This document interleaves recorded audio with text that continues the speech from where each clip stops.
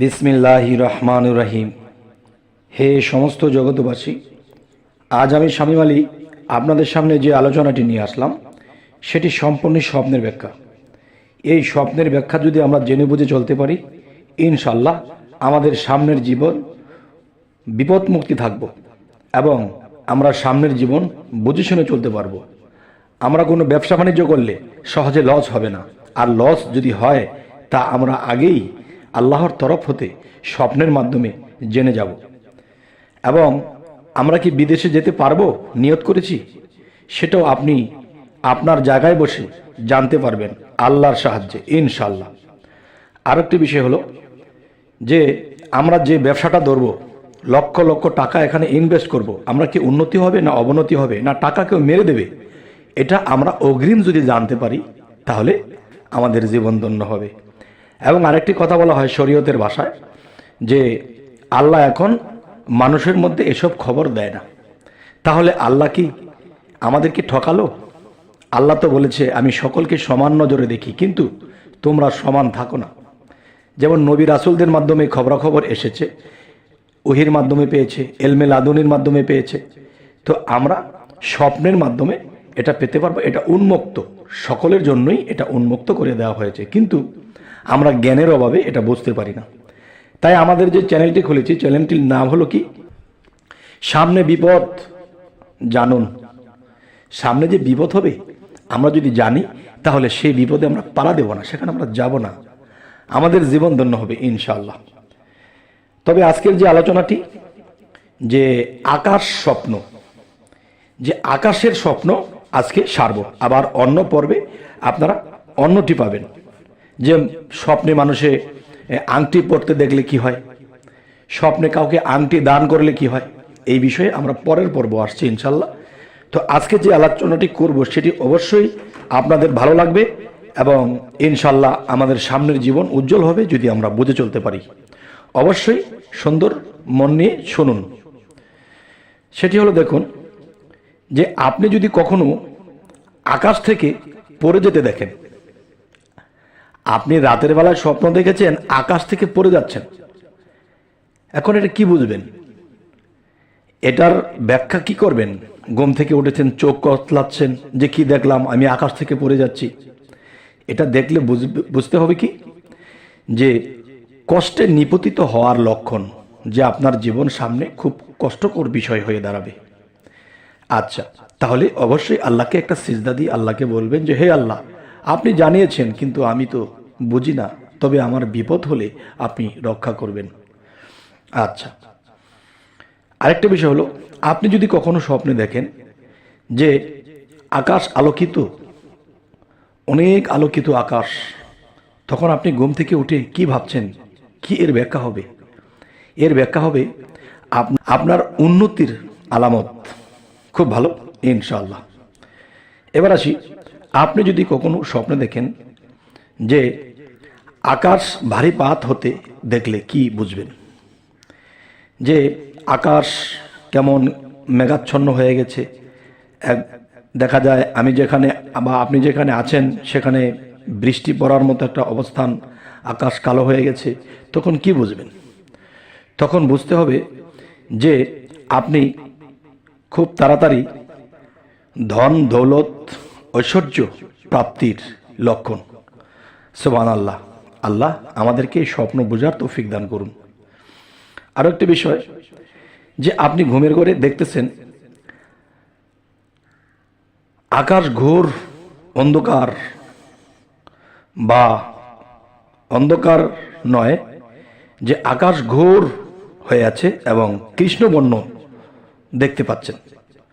এবার ঘুম থেকে উঠে বলছেন কিরে আমি এটা কি দেখলাম, আকাশের অবস্থা এরকম।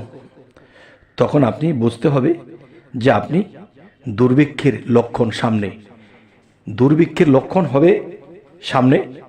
তাই আপনার আত্মীয় স্বজন এবং ফ্যামিলি সকলকেই জানাবেন, দেখো আমি এমন একটা স্বপ্ন দেখেছি যে সামনে দুর্ভিক্ষ হতে পারে, তাহলে এই দুর্ভিক্ষ আমাদেরকে যেন না পায়, তাই আমরা আগে থেকেই সাবধানে চলবো, এইভাবে চলবো। এ হলো একটা বিষয়। এখন আপনি ঘুমের ঘরে দেখতেছেন যে আকাশ রক্তবর্ণ, আপনি যদি আকাশকে রক্তবর্ণ দেখেন, এখন ঘুম থেকে উঠে চোখ কসলাচ্ছেন আর ভাবছেন কি দেখলাম কি দেখলাম, আকাশটার মধ্যে এত লাল এত রক্তবর্ণ, হায় কি দেখলাম। তখন যখন দেখেছিলেন খুব ভয়ানক মনে হয়েছিল। তো এখন ঘুম থেকে উঠে আপনি কি ভাববেন? এটা কি ব্যাখ্যা? এটার ব্যাখ্যা হলো, দেখুন, লোকদের পরস্পর মারামারি কাটাকাটির লক্ষণ। আপনি অবশ্যই এই স্বপ্নটা দেখলে খুবই সাবধান। যদি আপনি পারেন, আপনি আপনার ফ্যামিলির মানুষকে নিয়ে হয়তো কোনো দিকে বেড়াতে যাবেন, 2-1 দিনের জন্য বেড়ায় এরপর আসবেন। তাহলে এসে শুনবেন যে আপনাদের এই আশেপাশে কিছু গন্ডগোল হয়েছিল, আর আপনাকে কেন দেখানো হয়েছিল? যে এই জন্য আল্লাহ সতর্ক করেছে যে তুমি যদি এর মধ্যে থাকো, হয়তো তুমি কোনো দোষারোপে পড়বে, না হয় কোনো খুনাখুনির মধ্যে পড়ে যাবে, না হয় কোনো মামলায় পড়ে যাবে, তখন বিপদগ্রস্ত হবে। এই জন্য আকাশকে যদি আপনি লাল বর্ণ স্বপ্ন দেখেন, তাহলে এটাই বুঝে নেবেন যে রক্তপাত হতে পারে আপনি যে এরিয়াতে বাস করেন। তবে এই স্বপ্নগুলো আমাদের অবশ্যই জ্ঞান রাখা দরকার, যাতে করে আমরা পরবর্তীতে আমরা বুঝে চলতে পারি। আর আল্লাহ কি বলেছে যে হ্যাঁ, তোমরা স্বপ্ন ব্যাখ্যা করে চলো, যার ফলে তোমরা অনেক ভালো থাকবে। একটা মানুষ যদি অশান্তিতে থাকে, সে কিন্তু আল্লাহর ইবাদতও করতে পারে না। তাই আল্লাহ যেন আমাদেরকে স্বপ্ন বোঝার তৌফিক দান করেন।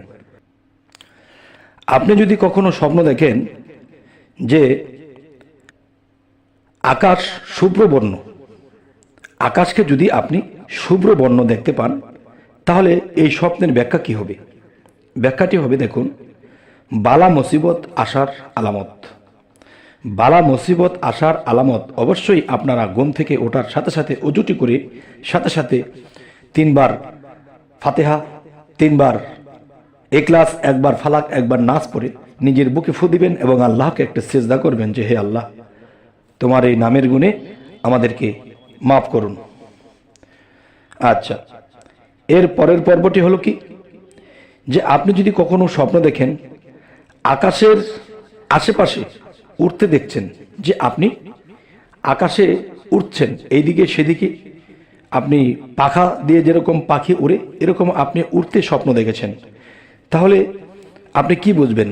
এই স্বপ্নের ব্যাখ্যা হলো যে পবিত্র স্থান দর্শন করবেন।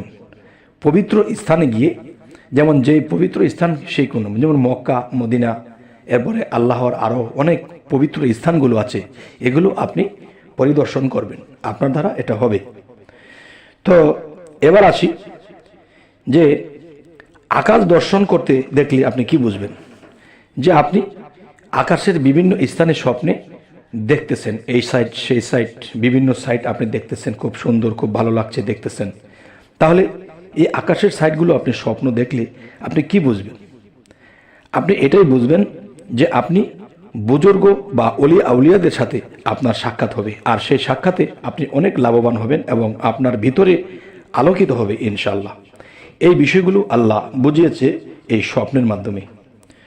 তবে এখন যেই কথাটি বলবো সেটি হলো, দেখুন, যে আপনি যদি কখনো স্বপ্নে দেখেন যে আকাশ থেকে মাটি পড়তে দেখলে কি বুঝবেন?